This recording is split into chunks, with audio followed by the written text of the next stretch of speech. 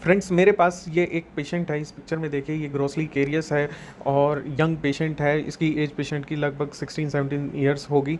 तो मेरे को जो पल्प चैम्बर है वो वाइड मिलने वाला है, तो मैं इसकी आरसीटी करने जा रहा हूँ। मैं अपने क्लिनिक पे जो प्रोसेस अप्लाई करता हूँ, जो देखता हूँ, तो मेरे को सोचा कि मैं आप लोगों को शायद वो यूज़फुल हो सके, इसलिए ये वीडियो बना रहा हूँ। हो सकता है कि इस वीडियो के अंदर ज़्यादा कुछ मिस्टेक्स भी हों, तो उसके लिए मैं माफ़ी चाहूँगा। और अगर आपको ये वीडियो अच्छी लगती हो तो मुझको ज़रूर कमेंट बॉक्स के अंदर बताएं, और ये भी बताएं नेक्स्ट वीडियो किस पे लेते हैं। तो चलिए दोस्तों, अपने पेशेंट के टुवर्ड्स चलते हैं। इस पेशेंट के अंदर मैं रबर डैम लगा के आरसीटी करने का मैंने प्लान किया है। मैंने एक क्लैंप लगा लगा के देख रहा हूँ कि इसमें से कौन सा राइट फिटिंग का है। मेरे को 4 पॉइंट कॉन्टैक्ट्स होने चाहिए इसके अंदर। जब हम क्लैंप लगा रहे हैं, पेशेंट को दर्द हो रहा था बक्कली, तो फिर मैंने थोड़ा सा इन्फिल्ट्रेशन दे दिया है। अब पेशेंट को ये बिल्कुल भी दर्द नहीं करेगा। और क्लैंप मैंने जब सेलेक्ट कर लिया, उसको रबर डैम पे लगा के इसको सिलेक्ट करके मेरे को ये चेक जरूर करना चाहिए हमको कि जो ये क्लैंप है ये स्टेबल है, ये निकले नहीं जब ड्यूरिंग किसी भी प्रोसेस के दौरान। अब मैं ये रबर डैम्स की जो ये शीट है, इसको बिलो द क्लैंप कर देता हूँ, जो विंग्स के, ताकि हमको आइसोलेशन मेंटेन हो सके। तो दोस्तों, ये आपको ये दांत अब क्लियरली अच्छे से देख ही रहा होगा। और अब पेशेंट को दर्द हो रहा था, तो मैंने ये इंट्रापल्पल इंजेक्शन भी दे रहा हूँ। लकीली ये था कि मेरा जो चैम्बर है वो ऑलरेडी ओपन ही था, तो मैं पहले डाल के देखा मैंने और बर से, और मुझे लगा कि इसमें कोई डेंटिन रिमेनिंग नहीं है। तो मैं अब अपना एंडो जेड बर उठा लिया है, जो हमारे को D roof proper D roof करने में मदद करेगा। आपने एक्स्ट्रा डेंटिन नहीं कट करना है, इस बात का आपने हमेशा याद रखना है, क्योंकि दांत ऑलरेडी केरियस है। आप देख सकते हैं कितना सारा उसमें, क्यों हमें एक्स्ट्रा डेंटिन नहीं करना है। अगर क्योंकि एक्स्ट्रा डेंटिन भी कट कर दोगे तो दांत में कुछ नहीं बचना है और दांत टूट जाएगा। पहले मेरे को कैनाल दिख रही है, तो मैंने थोड़ी थोड़ी एक बार कैनाल को डाल के देख लिया फाइल से कि मेरे को कहाँ कहाँ मिल रही है, लेकिन मेरे को अब ये नहीं दिख रहा है कि कहाँ पे डीरूफ हुआ या नहीं हुआ ब्लीडिंग के कारण। तो मैं थोड़ा इसी कैनाल को प्रिपेयर कर लेता हूँ, ताकि हमारी जो ब्लीडिंग है वो रुक जाए, और फिर मैं ये इसको अपने जो कैविटी है उसको रिफाइन करूँगा। मैंने 15 नंबर की फाइल सिर्फ इसलिए पिक करी है क्योंकि कैनाल ऑलरेडी वाइड थी, और मैंने एक नया पैक जो प्रोटेपर है उसमें से ये फाइल निकाली है। इसको एसएक्स फाइल कहते हैं, जो हमारी फर्स्ट फाइल है। दिस इज़ ओरिफिस ओपनर, या ओरिफिस को वाइड करेगा। इसके अंदर मैंने फुल लेंथ तक नहीं डाला है, थोड़ा थोड़ा इसके अंदर, ताकि जो इनिशियल है पल्प चैम्बर में जो पल्प है वो रिमूव हो जाए, उसको मैं रिमूव कर रहा हूँ, ताकि मैं एक कैविटी को बेटर विजुअलाइज कर सकूँ। अब मैं हाइपोसिस को क्लीन कर देता हूँ। अब ये देखिए, जैसे ही मैंने थोड़ा सा ओरिफिस को क्लीन किया, bleeding is gone. Now I can better visualize chamber. अब मैं इसको बेटर विजुअलाइज कर पा रहा हूँ, तो अब मैं इसको ठीक से रिफाइन करूँगा, कि ताकि मेरे को प्रॉपर कैनाल्स दिख सकें, कोई एक्स्ट्रा कैनाल है नहीं है, और ये सारी चीज़ें पता लग सके। एक अप्रोक्सीमेट मैं वर्किंग लेंथ भी ले रहा हूँ।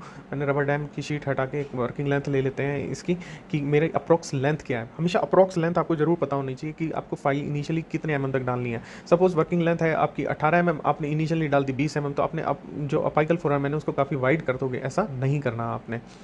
तो मैंने एक मीजियल में डाल के वर्किंग लेंथ ले ली, और एक डिस्टल में डाल के, और अब मैं इसको कैविटी को क्लीन करूँगा, और इसको जो कैविटी है हमारी, जो एसएस प्रिपरेशन है, उसको रिफाइन करूँगा।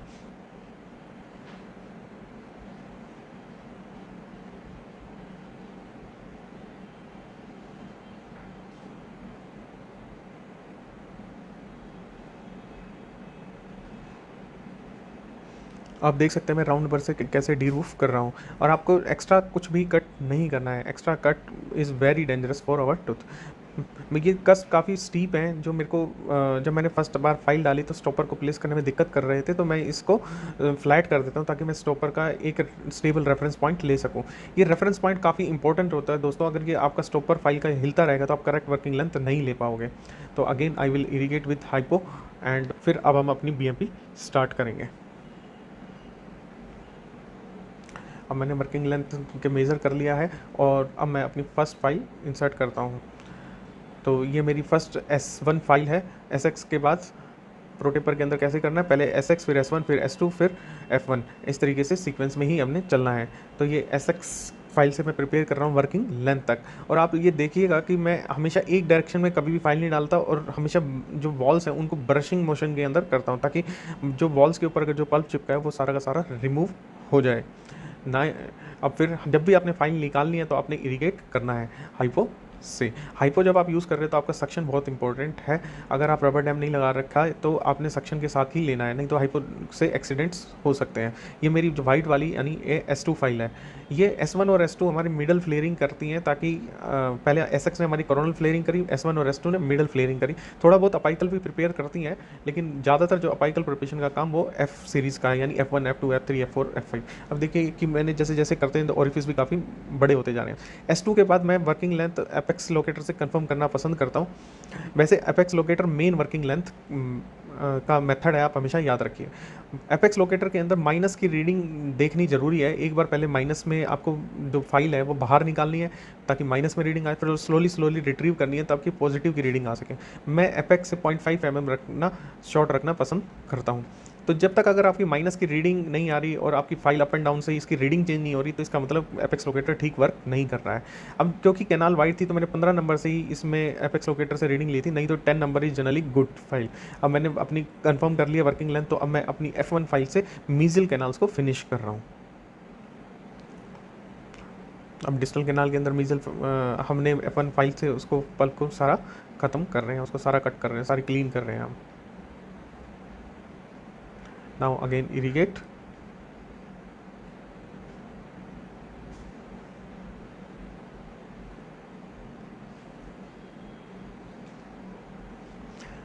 थोड़ा बहुत आप मैंने F2 यूज़ कर रहा हूँ मैं इस पर्टिकुलर केस के अंदर, क्योंकि हमारी जो कैनाल है वो वाइड है, पेशेंट यंग है, तो इसलिए मैंने F2 भी यूज़ किया और डिजिटल के अंदर F3 यूज़ कर रहा हूँ।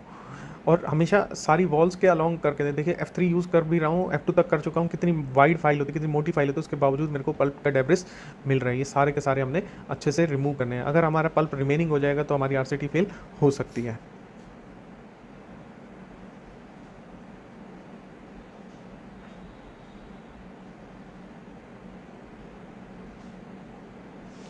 अब हमारी BMP खत्म करने के बाद अब मैंने स्टॉपर से अगेन मेजर किया है हाइपो को, और अपाइकल 1/3 को अब अच्छे से इरिगेशन करनी है।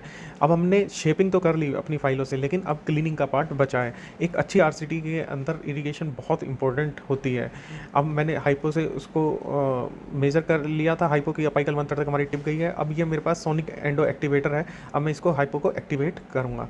इसको आपने 30 सेकेंड के लिए हर कैनाल में यूज़ करना है, एक बार हाइपो डाल के। फिर 30 सेकंड के बाद फिर दोबारा से उसमें हाइपो को रिफ़िल करोगे, फिर एक्टिवेटर यूज़ करोगे, फिर रिफ़िल करोगे हाइपो को, फिर एक्टिवेटर यूज़ करोगे। ऐसे 4 टाइम्स आपने मिनिमम करना है।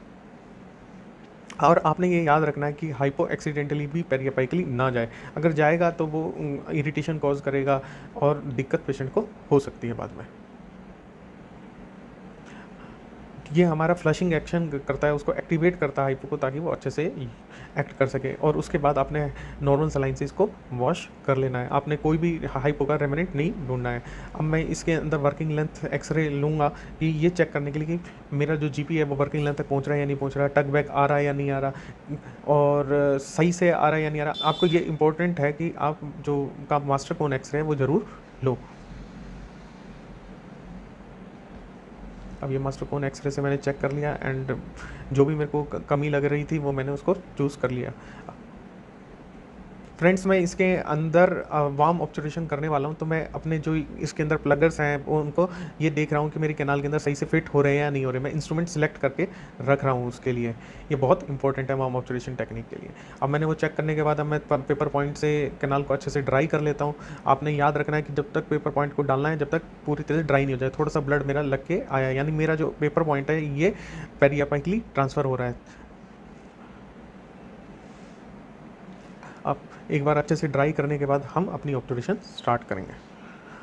ऑब्जर्वेशन के अंदर स्टार्ट करने से पहले मैंने थोड़ा सा सीलर लगाया और इसको कैनाल के अंदर डाल दिया। अब मैं जो अपना वार्म ऑब्जर्वेशन से है, पहले मैं इसको हीट अप करूँगा। मेरी जो ये टिप है ये हीट हो जाएगी, और फिर देन हम इसको कट कर देंगे मिडल 1/3 से, यानी अपाइकल 4 mm को छोड़ के बाकी सारा GP निकाल लेंगे।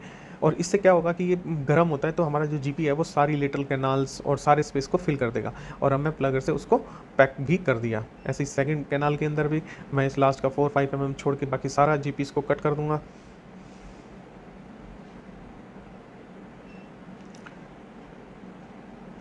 अब हमारी डिस्टल जो बहुत वाइड है कैनाल, तो हमारा GP भी वाइड है, हमने कट करके इसको काफ़ी मोटा बना रखा है, तो अगेन 4-5 mm छोड़ के हमने इसको कट कर दिया। अब जो ये बाकी जो स्पेस भरा है इसको हम बैक फिल गन से इसको भर देंगे। अब ये मेरी बैक फिल गन है, इसके अंदर बाकी जो स्पेस है मिडल 1/3 का और कोरोनल 1/3 कैनाल का, इसको हम इससे फिल कर देंगे। फिल करने के बाद हम इसको प्लगर से अच्छे से पैक कर देंगे। याद रखना आरसीटी के अंदर हमेशा जो पहला जो माइकल 1/3 है वो ज़्यादा मैटर करता है। आप माइकल 1/3 की क्लीनिंग कैसी करी है आपने आपने उसकी इरिगेशन कैसी करी है और उसकी ऑब्जर्वेशन करी है, इसी बात के ऊपर जो हमारा टूथ की जो लाइफ है इसी बात पर डिपेंड करती है। एंड फाइनली मैं एक्सरे लेके इसको चेक कर लेता हूँ। फ्रेंड्स, आप देख सकते हैं कि कैसा दांत था और हमने कैसे कैसे इस दांत के सारे आरसीटी के स्टेप्स फॉलो करें।